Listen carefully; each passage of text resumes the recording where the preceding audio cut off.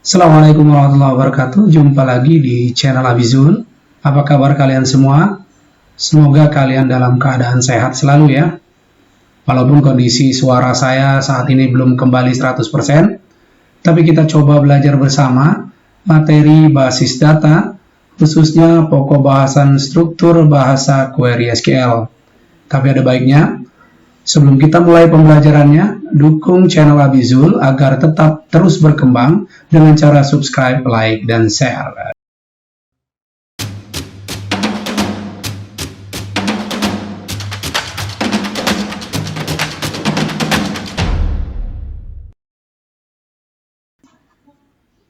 Baik sahabat, kita masuk ke pokok bahasan struktur bahasa query SQL. Kompetensi yang diharapkan dari pembelajaran ini dapat mengimplementasikan struktur bahasa query dalam pengelolaan basis data, baik DDL, DML, dan DCL. Adapun indikator yang diharapkan, menguasai perintah data definition language pada SQL, menguasai perintah data manipulation language pada SQL, menguasai perintah data control language pada SQL. Kita masuk ke yang pertama, data definition language atau DDL. Merupakan kumpulan perintah SQL yang digunakan untuk membuat, mengubah, dan menghapus struktur dan definisi metadata dalam objek-objek database. Objek-objek database pada yang dimaksud pada MySQL adalah sebagai berikut. Yang pertama, database, tabel, view, index, prosedur atau store prosedur, function, dan yang terakhir adalah trigger. Data definition language meliputi beberapa skema, yaitu create database dan create table, drop database dan drop table, alter, meliputi chain, modify, add, drop, dan terakhir rename. Baik, kita masuk ke pembelajarannya, praktiknya. Baik, kita masuk ke bagian prakteknya. Sahabat, saya menggunakan SUM untuk mengakses MySQL di CMD. Silakan sahabat install dulu SUM-nya. Bagi yang sudah install SUM, langsung aktifkan kontrol panelnya. Sebenarnya kita membutuhkan bagian MySQL-nya saja, tapi kali ini saya akan aktifkan keduanya, tidak masalah ya sahabat ya. Sebenarnya kita hanya butuh yang ini saja. Nah sahabat, agar kita paham struktur bahasa query SQL, kita harus menggunakan CMD ya, tapi saya tidak menggunakan yang di sel sini. Saya menggunakan di CMD bagian sebelah sini. Ini boleh dikeluarkan dulu. Ketik saja CMD di sini, maka akan tampil seperti ini ya. Nah sahabat, terlebih dahulu, cara masuk ke database lewat CMD kita harus keluar dulu. CD itu artinya change directories, titik. CD kembali, spasi, titik-titik. Oke, sekarang kita masuk ke foldernya. CD, SUM, MySQL. Folder berikutnya adalah bin. Oke, kita langsung MySQL, spasi minus U spasi root. Username-nya root, minus P. Passwordnya biasanya kosong ya sahabat. Nah, sekarang query yang pertama kita untuk menampilkan database-nya dulu. Artinya, database itu kita menampilkan semua database yang ada di dalam MariaDB. Oke, seperti itu.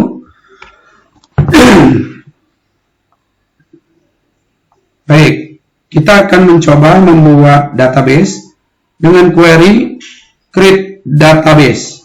Create database, nama database-nya apa? Ya, create database, nama database-nya apa? Create database belajar basis data, titik koma, enter. Maka kalau ada tulisan query OK, satu row affect, berarti kita sudah berhasil membuat database-nya. Untuk memastikannya, gunakan panah atas bawah, gunakan query show database kembali. Dilihat di bagian sebelah sini, sudah ada belajar basis data ya. Itu untuk membuat database-nya. Kemudian untuk menghapus database-nya, kita gunakan query drop database. Nama database-nya apa tadi? Belajar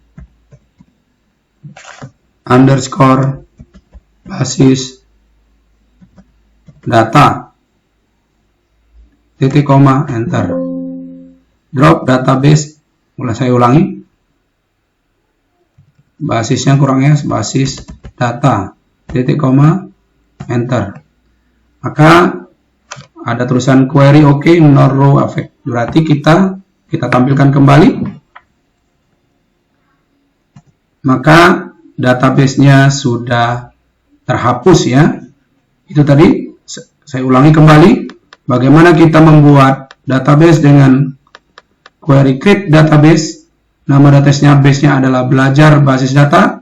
Kemudian bagaimana kita menghapus kembali database yang sudah kita buat dengan query drop database belajar basis data.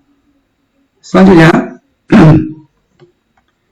kita klik kembali ya, agar kita bisa create database belajar basis data kembali. Kita buat, kita tampilkan kembali. Nah sahabat, selanjutnya kita akan mengaktifkan database yang kita buat ini. Kita akan mengaktifkan database yang kita buat ini dengan query use nama database. Use nama database, berarti kita menggunakan query use ya.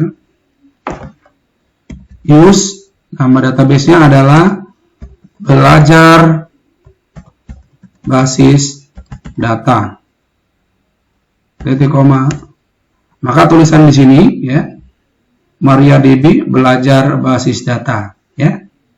Jadi sudah ada, kalau ada sudah seperti ini berarti kita sudah menggunakan atau mengaktifkan basis data belajar basis data ini. Oke sahabat, saya ulangi kembali. Di video kali ini kita hanya membuat basis data dengan query create database nama database. Kemudian kita menghapusnya dengan query create drop database nama database. Kemudian kita menggunakan database yang sudah kita buat dengan query use database nama database. Oke, saya rasa pembelajaran pertama ini sangat mudah sekali ya sahabat. Terima kasih telah menonton video ini. Selanjutnya kita akan lanjuti pembelajaran yang kedua, yaitu membuat tabel.